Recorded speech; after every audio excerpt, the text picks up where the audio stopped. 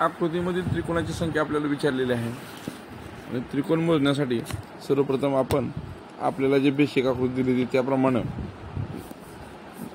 आपल्याला जे अशा आकृती दिली असेल आणि त्याच्यामध्ये अशा रेषा दिलेल्या असतील तर आपण त्यातले त्रिकोण मोजताना त्याला नंबर देत होतो 1 2 3 4 5 6 शेवटच्या नंबरचे आपण दुप्पट करत होतो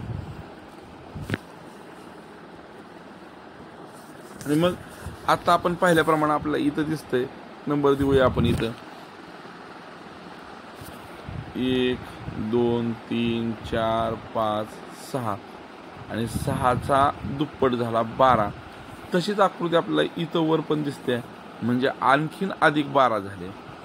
परंतु ह्या आकृतीमध्ये असा जर सलग विचार केला तर आपल्या असं लक्षात येईल की हा दोन आकृत्या जोडून असा एक त्रिकोण आणि असा एक त्रिकोण अशा आणखीन दोन त्रिकोण होत आहेत. ते दोन त्रिकोण आपण वाढवले. त्याचबरोबर आपल्याला असं लक्षात येईल की आकृतीच्या बाजूला इथं असा एक त्रिकोण आहे आणि त्याच्यामध्ये अशी एक रेषा आहे. या आकृतीत त्रिकोण मोजताना आपण काय करतो 1 आणि 2 यांचे नंबर देऊन त्यांची बेरीज करतो म्हणजे या आकृतीतले एकूण 3 त्रिकोण झाले. त्याच पद्धतीनं तशीच आकृती इथं आहे त्यातले 3 झाले म्हणजे आणखी अधिक 6 केले. परंतु एवढ्यानं आपले त्रिकोण संपलेले नाहीत. का संपलेले नाहीत तर